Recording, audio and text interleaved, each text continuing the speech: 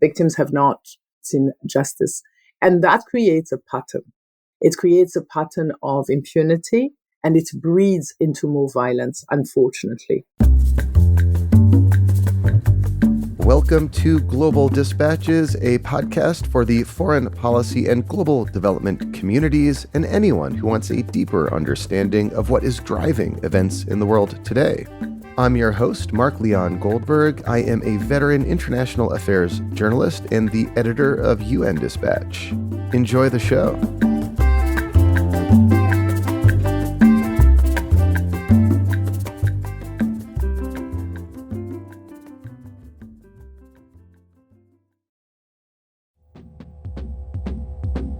Over the decades, Senegal has earned a reputation as a reliably stable democracy in West Africa. But recent events have put that reputation to a test. Over the past month, Senegal has been rocked by widespread protests against the government of President Macky Sall. These protests were sparked by the arrest and conviction of a prominent opposition leader, Ousmane Sanko. The government response to these protests has been brutal. More than a dozen people have been killed, many by live ammunition fired into crowds of protesters. Joining me to discuss recent events in Senegal is Carine Kaneza Nantulya, Deputy Director within the Africa Division at Human Rights Watch. We discuss what led to these protests and what Human Rights Watch has uncovered about the government's deadly response. We then have a broader discussion about what is driving democratic backsliding in Senegal. Today's episode is produced in part through the support of the Carnegie Corporation of New York as part of a series of episodes featuring African expertise on peace and security issues in Africa. Please visit globaldispatches.org to access more of those episodes. And as always, if you have suggestions for me of people I should interview or topics I should cover, please do reach out. I love hearing from you, and you can do so at globaldispatches.org. Now here is my conversation with Carine Kaneza Nantulya of Human Rights Watch.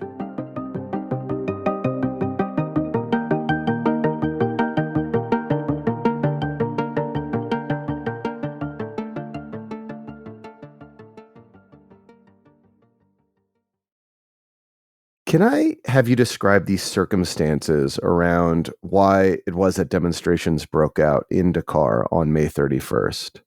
Well, the demonstrations broke out in Dakar on May 31st after a criminal court sentenced a prominent opposition leader, Ousmane Sanko, who's the head of a political party quite popular called Patriotes Africains du Sénégal pour le Travail, l'Éthique et la Fraternité, an acronym PASTEF. So the criminal court sentenced him to 2 years in jail for allegedly corrupting youth, which ultimately undermined his chances to run in next year's, in the 2024 presidential election.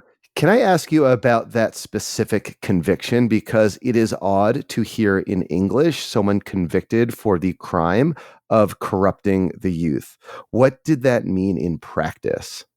Well, this is not the first time Mr. Ousmane Sanko has had to face court sentences.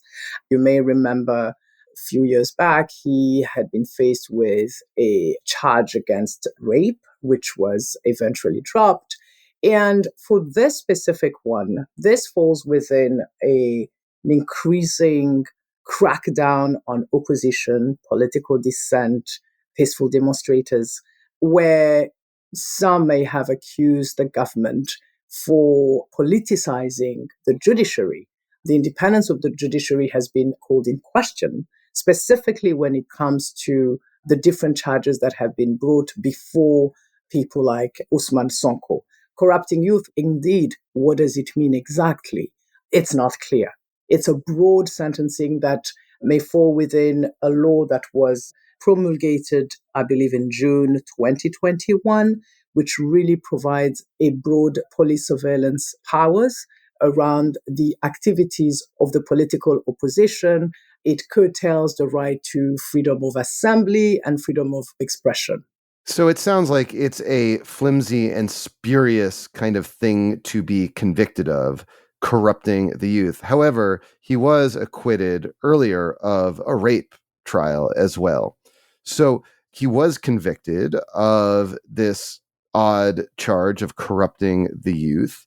What happened upon his conviction? So the demonstrations broke out. Sonko is a very popular figure amongst the youth. They took their grievances and their protests to the streets. And when we were doing our research, we interviewed about 19 people, including protesters, civil society activists, members of the opposition, journalists, lawyers. And we also reviewed reports by different national and international media outlets, photographs, videos, etc. And what we were able to document is that demonstrators built barricades, they blocked main roads, they burned tires, they destroyed and looted public and private property. And there was a face-off with the police. They threw stones at the police, and the police responded with tear gas. One journalist told us that the police fired so many tear gas grenades that he couldn't breathe. On another incident, there were reports of the presence of thugs among the security forces. These are thugs called nervis. They ride cars without plates and act, as a journalist said, with impunity under the protection of security forces. So some sort of thuggish groups that move with the security forces. In other places, like for instance, that was on June 1st in northern Senegal, security forces arrested 40 people, including a woman and at least 7 children as young as 11 years old. Again, after a demonstration in support of Ousmane Sanko. Most of them were members of Sonko's political party. And we were told, for instance, by a member of PASTEF, assisted the woman who was arrested as part of the 40 people. And that person said to us that the policemen stopped the woman and told her, "We know you, you're a PASTEF leader," and they beat her brutally.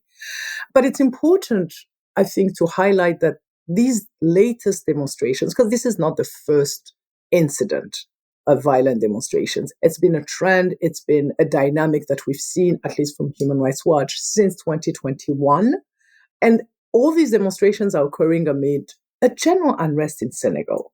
And most of them, protests are linked to President Macky Sall's silence on whether he would run for a third term in office. And of course, the court case that's involving Sonko. You mentioned that really this cycle of protest and repression began in 2021. We saw it more acutely in 2021, correct. And what was the spark back in 2021? I mean, we saw, of course, in June, the most proximate spark was the conviction of Ousmane Sanko on that charge of corrupting the youth. What happened in 2021 to kickstart the cycle that we're seeing now, this very escalatory cycle that we're seeing? So 2021, where we start seeing, and again, one has to link it to, I think, a broader dynamic within the promises of the current administration, at least is perceived to have failed delivering. 2021, we again see young people taking up the streets with grievances around the lack of employment, the lack of access to education. Again, 2021 is also really within the height of the impact of the COVID-19 pandemic. It's important to remember that. And again, we see security forces responding violently, arbitrarily arresting and detaining different constituencies, different groups of people, including, again, members of Sonko's political party, other political groups, including journalists and activists. So what we see an increase in the crackdown by the government that is now increasingly met by a political opposition that is very defiant and that is not afraid to even protest violently, as we saw in these recent demonstrations. We hear about different coalition groups. So besides the political opposition, parties like PASTEF, we also see other networks, coalition groups from civil society, these Pan-Africanist groups that are now increasingly aligning themselves with the discourse of PASTEF and who are openly rallying and mobilizing the youth again for more protest in the coming months. We've made a very clear call as Human Rights Watch on the government of Senegal, on the region, on the African Union, to really look at these trends and take them seriously because they do not bode well with the 2024 presidential elections. So you mentioned earlier that these protests are driven also by public flirtations by Macky Sall of going for a constitutionally dubious third term in office. What do we know about his decision making there? Because Senegal has a reputation for presidents abiding by the Constitution, but here it seems that Macky Sall might diverge from history and indeed go for that constitutionally dubious third term. So we've not heard from President Macky Sall a clear answer to that question. What we know, as you just mentioned, that Senegal is an example, has always been branded and presented as an example of stability in a region that is increasingly being faced with coups and constitutional changes of government. Let's also remember that Macky Sall became president in 2012 after former President Wade, against whom there were also some rumors and accusations around was he going to go for a third term. So third termism in Senegal is also part of a recent discourse within the population, within young people, whereby they're basically saying we're not going to have a third term now because we didn't have a third term then. When you talk to people, especially in Dakar, you hear that rhetoric quite strongly where they talk about them not wanting to allow a precedent taking place in Senegal. These are some of the key issues that President Macky Sall and his supporters and his partners and the broader region will have to be faced with. Can Senegal afford to go down a path of instability because of the desire overstaying Macky Sall's reign? That's a question to be answered. But from a human rights perspective, I think there are other questions that are very important, regardless of what Macky Sall would like to do. Number one, we have victims who have died. At least 14 is the number that I saw most recently cited by the press. Yes, we have about 16 deaths. Obviously, that's a conservative number. And people who are still in prisons, as Mr. Aliuntine, who's a very well respected, extremely well known activist, Senegalese activist, said to us in one of our interviews, they've never seen so many political prisoners since the 60s in Senegal. Victims and their families need to know, first of all, the whereabouts of some of the family members. They need to know the circumstances of the deaths of their loved ones. They need justice. Members of security forces who used lethal force, which led to the death of so many Senegalese men and women, need to account for those crimes. And these are questions that are becoming more urgent by the day as more protests are being organized, as more young people do not seem to be scared by the crackdown and the lethal force that they may have to face on the other side. These are questions that need to be answered. That's why Human Rights Watch is calling for an investigation. We're calling for the African Commission on Human and People's Rights to pronounce itself and to actually carry out a fact-finding mission.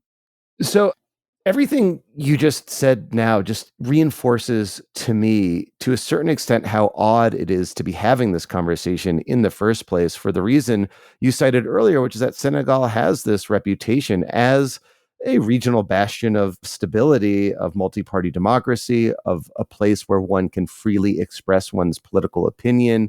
Yet that's obviously not the case. I mean, you've just described horrific human rights abuses in which government and affiliated almost paramilitary thugs, as you called them, shot live rounds into crowds, killing lots of people.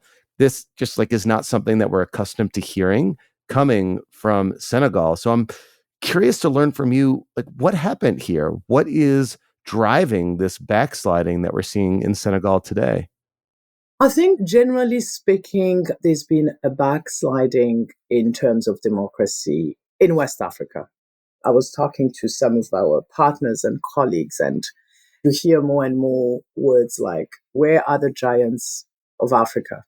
Where are the Nelson Mandelas and the South Africa? Yes, but we also had the Sekou Touré in West Africa. Where are these strong men and women who really used to influence and leverage their leadership in a way that some of this violence was actually being tackled decisively. And I'm going back to the 90s and early 2000 when we saw across West Africa a stronger economic regional grouping like ECOWAS, which is a regional grouping of West African states within the African Union. And we saw more and more the issue of military regimes being tackled by different governments to a point where we saw opposition parties rotating and coming in, and old parties that have been, Senegal is a good example, that had been in power for like 40 years, leaving the stage and basically seeing some democratic dividends taking place. And in the last few years, we're seeing a return of military coups. We see a return of a very worrying rhetoric against the political opposition and the media, members of civil society organizations. Where does it come from? I think there's a number of factors, really. But maybe the one that speaks to Human Rights Watch and falls within our mandate, it's impunity. It's really impunity. It's the fact that ever since we've documented since 2021, some of these attacks and the violence and the crackdown by security forces, we haven't seen justice and accountability being taken seriously or being implemented. As I mentioned before, victims have not seen justice. And that creates a pattern. It creates a pattern of impunity and it breeds into more violence, unfortunately. Is Senegal really on this terrible path? And are we talking about a path of non-return? I wouldn't think so. And that's not what I'm saying. I think what we need to see is really a concerted effort by the government, including Macky Sall's, obviously by government, we're talking about Macky Sall's government, but also the region, institutions like ECOWAS, the African Union, to put pressure on the Senegalese government and refuse to see Senegal going the path of some of its neighbors. Do you see it as inevitable that Senegal may indeed go the path of its neighbors who have, experienced high levels of violence and political instability if indeed Macky Sall does run for a third term for elections that are scheduled in 2024? If he does go the third termism route, do you just foresee there to be more conflict and violence in the country? There's definitely going to be more disturbances. Is there going to be more violence? That will depend on two stakeholders. One is the military, the second one is the judiciary. We've heard that the government may want to carry out some investigation. We haven't seen much. There was a statement put out by the Minister of Foreign Affairs recently in response to a statement by the UN High Commissioner for Human Rights. When the Commissioner for Human Rights condemned the use of firearms, there was a statement. And in response to the statements of the UN, the Minister of Foreign Affairs said that these recent protests of early June had absolutely nothing to do with the exercise of the rights of expression and demonstration, but rather were attacks against the state, amounting to terrorism. And this is something we saw, as I said, in 2021. And such statements should not take place. What I'm trying to say is that the government has the room, it has the freedom and the possibility to basically make sure that it curb its rhetoric and its stance on issues of peaceful dissent, the right to freedom of expression, the right to assembly, the right to access information. During the recent protests, internet was shut down for a few days. These are some of the trends we're looking at, and we call on the government to really address them before there's more violence, a deterioration of the security situation. Looking ahead, are there any indicators or inflection points that you'll be monitoring that will suggest to you whether or not the unrest may subside or, on the other hand, escalate? I think the first entry point for us would be to really look at the actions taken by security forces when demonstrations take place. It will be to look at how the access to internet and social media is being regulated. Another indicator would be the number of court cases presented against Sonko and, besides Sonko, other members of political parties, including journalists and activists. Those are some of the trends we are currently monitoring. Carine, thank you so much for your time. Thank you for having me.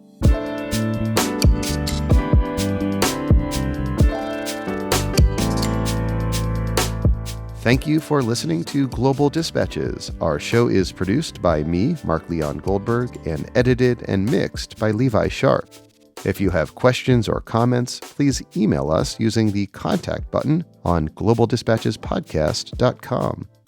Before you go, do take a moment to show your support for the show by becoming a premium subscriber.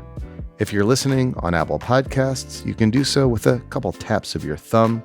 If you're listening elsewhere, you can go to patreon.com/globaldispatches. We rely on support from listeners to continue to do what we do far into the future, and by becoming a premium subscriber, you will unlock access to our entire archive of hundreds and hundreds of episodes. Please rate or review the show on Apple Podcasts.